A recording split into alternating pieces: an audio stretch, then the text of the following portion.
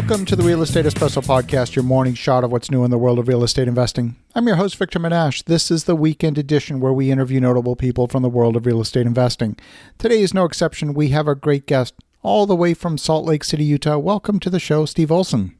Hey, how you doing? Great to have you here. Good to be here. So, Steve, we are living certainly in interesting times, and you developed a strategy coming out of the last recession to build a particular product class in new construction, and would love to hear how that's gone for you since the last economic cycle as we're entering the next economic cycle. Why don't you give us a bit of your backstory? Sure. I'm with FIG, the Fourplex Investment Group, as we're commonly called. And our start came in 2010. Back in 2010 here in the States, specifically in the Western United States, people wanted to have you committed if you were buying raw land. Land was really, really cheap at the time. And we thought, well, there's a lot of liquidity out there. People want to invest, but they're scared. They're nervous and they want something that gives them a little bit of protection. And we thought, a fourplex would be great because most of what we had seen in fourplexes was old rundown fourplexes. They kind of clustered together through the 70s and 80s when builders were really putting them up. Wherever our listeners are at today probably know of some of those neighborhoods in their own markets where there's a lot of fourplexes around. But they fall into disrepair over the years because there's no common ownership. There's no HOA or something to take advantage of preserving the value of the community. So we thought, well, can we do that? Because the fourplex offered a couple of benefits in that you get true 30-year fixed rate financing, but you get some of the benefits of a multifamily property, meaning you've got multiple tenants. You're diversified a little bit. So the product is designed to weather uncertain times. It has some attributes that allow it to do that. In 2010, we really kind of went nowhere but up in the markets that we operate in, which are Utah, Texas, Idaho, and very soon Arizona. So it's done well. The properties have appreciated. The rents have gone up. But I'm, what's a good word for nervous and excited at the same time to see how it holds up considering what's going on right now. There's some reasons that make me think it'll do pretty well, but also what's going on right now is making us all question many things. So we're excited. It's done really well to date, and now it's go time as we record this. Absolutely. Now, a fourplex, obviously from a construction standpoint, having those common walls, those party walls, does lower your construction cost. It makes the total cost of construction on a per square foot basis a bit more efficient than building single family homes. But at the same time, you're probably not going to get the same rent per square foot that you would get in a detached single family home. What are your thoughts on that? We've generally found that to be true. It's hyper local, right? So whenever we put a fourplex community out into the marketplace to lease, it's interesting to see how the market reacts to it. Now, typically, we build these townhome style. So to the average tenant, they're driving through a townhome community. That's what they see. On the county records, those first 4 townhomes are one parcel. The next 4 are another parcel, right? So there's a little bit of difference as to how a lender perceives it versus how a tenant perceives it. And so we'll look at the comparables for townhomes, single families, other apartments. Generally, we've noticed that we're not quite worth as much as most single family homes on the marketplace, depending on the amenities and the project that we're doing in the area. Depends on apartments too. We won't get as much as Class A apartments, but yeah, people go, I want a yard. I'm willing to pay for it. So it doesn't end up being too difficult because the comps are there. You can typically drill down on that. And in the areas that we develop, we have enough of a portfolio to where we know exactly what people will pay for our product. I think that's very smart because certainly the townhouse product today is still very much in demand. It has the exterior walls, both front and back, and the end units, of course, have more exterior walls, so you've got more natural light coming in. And the townhouse product exists at both ends of the market, both at the entry level as well as even the executive townhouse at the high end of the market. So it doesn't have the stigma of the traditional 1970s dark, dingy fourplex that you talked about. That's right. And we've, in a way, been doing this whole large-scale build-to-rent model for longer than anybody. I mean, when you go back to 2010, now it's pretty popular out there with some of these companies like Hancock and Avila Homes and such. But we can try to capture some of the benefit of single-family living in a townhouse. Obviously, you can't get all of it, right? But you get more space. But also, let's bring in some of those amenities. that people want. So we'll do a little clubhouse, workout facility, pool, dog park, playground. Like I said, it's not high A class amenities. You've been in some of these A class apartments that are just beautiful, but that's not our target.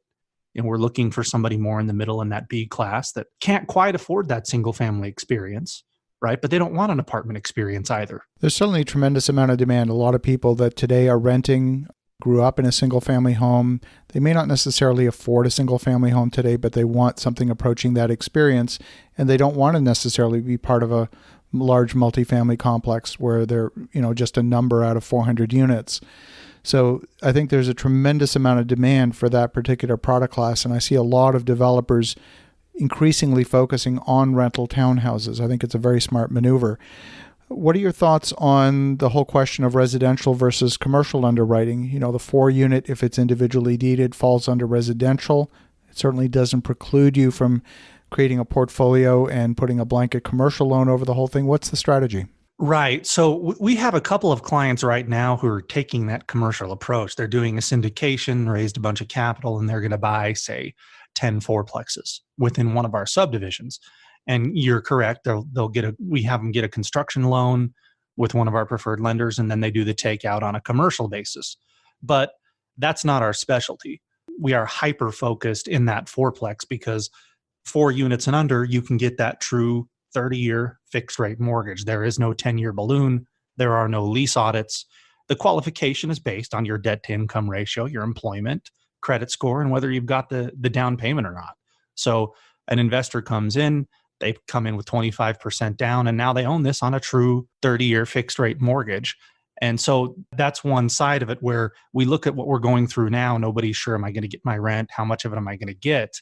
That can become a little bit more problematic on some of the commercial deals for some reasons, but there are advantages to that as well. But it allows the doctor or the business owner, the person who's not going into these larger deals, to get some of the benefits of those, but also some of those things they're more familiar with on the single family front when it comes to financing. True 30-year fixed rate mortgage. There's a lot of power in having that fixed rate mortgage that's got a full amortization associated with it, because you're not going to get caught in that market cycle where you say, oops, my renewal came up at a bad moment in the market cycle. Yeah. And now I'm caught. I may have made every single loan payment, but now I've got a maturity default because I can't refinance or renew at the current market conditions, like we saw so many people struggle with in the aftermath of 2008. Right. Nobody's changing your payment. Right. We remember those adjustable rate mortgages that all kicked in 07, 08. On the commercial side, you're due for a refi or a balloon payment. On this one, if you keep enough dry powder to weather weird situations like this, you can just move through it. It may take a year, it may take 5 years, but like I said, nobody's coming calling to collect on this thing as long as you are able to make that principal and interest payment. I love that. Now, you talked a little bit about hyperlocal. So let's talk about what are the characteristics that you look for to place a community like this. Is there a certain dollar per square foot that you're looking for the raw land in order for this to make sense? Well, we're pegged to rents, right? That really is where everything is backed into. We're going to look at the market. What cap rate do fourplexes absorb at? Generally, you can tell that. We're licensed agents and we can get on the MLS and use other research tools. We'd like to get, 14 to 16 units per acre, depending on where we're building. We want to be in a landlord-friendly state. We want to be somewhere where we can operate, right? We think there are a lot of great markets out there, but we can't operate in all of them. It's when you're going to do this business model that we do, you expand very slowly to make sure that you get it right. But we'll take a look and say, okay, some of the standard floor plans that we can build, what's our density? What can we get? What is the typical rent? And can we offer a product that's attractive to an investor compared to what else is on the market in that area? That's how we back into this. That makes a lot of sense. You're performing the traditional residual land cost analysis that anyone would do for any project where there's new development involved. That's correct. Yeah, we're pegged to rents. And ultimately, if we see a market here over the short to medium term where maybe land becomes a little bit more affordable or building materials do, right? Some of these variables that really influence a builder's decisions, we know we have to compete with what's out there. So I've had people ask me, well, are you going to lower your prices? I don't know. or the land seller is going to lower theirs, or building material is going to come down. Time will tell on that, but that is kind of our trademark, is because we do a pre-construction new build. We've got to be able to deliver a cap rate that's a little bit better than what somebody could get on the open market. What unit size have you, or what square footage have you targeted? Meaning, who's ultimately your target client? Are these young professionals? Are they families? Are they multi-generational families? A lot of that would determine the size of unit that you're targeting in each specific market. Well, we've built 1, 2, 3 bedroom units. Mostly we're 2 or 3. Sometime we have even done apartment style units, depending on the local market. But I would say on average, our units are anywhere from 1,300 to 1,700 square feet. And that's going to be a 3 bedroom. If we're a 2 bedroom, then you're going to be 11 to 13, most likely. We're getting younger tenants, young professionals, young families is what we're mostly targeting. When you look at the neighborhoods that we do this in certain suburbs of Salt Lake City and Houston, and we're in Boise, Idaho, that's who shows up for these kinds of things, because we're trying to deliver the best possible bang for the buck on square footage. You can rent a nicer unit than ours. It's going to cost you $300-400 a month more, though. So we're targeting a young, kind of growing professional or a young family to where that makes a difference. They want that footage, but that cost makes a difference. When it comes to properties like this, there's a couple of different forms of competition. You mentioned one, that is the alternative product. In the B-class apartment or in the B-class townhouse, one of the forms of competition is people eventually getting out of a rental and buying their own home. How do you see that overlap from an affordability standpoint? So they're comparing it, what's my cost of buying my own home? And we have a fair amount of tenants that do use us as a bridge. They're in the process of doing that. They stay for a year or two while maybe they're building or they're saving up, and that is their eventual goal. We like that tenant, even though they're a little bit more short term. They're definitely worried about their credit, though. They're going to be a good tenant because they can't screw up their financing in the meantime, right? So they're going to evaluate us that way. We have other people that just stay for a long time. We've got a project in an area named Magna, Utah, which is a blue collar area, a lot of logistical jobs.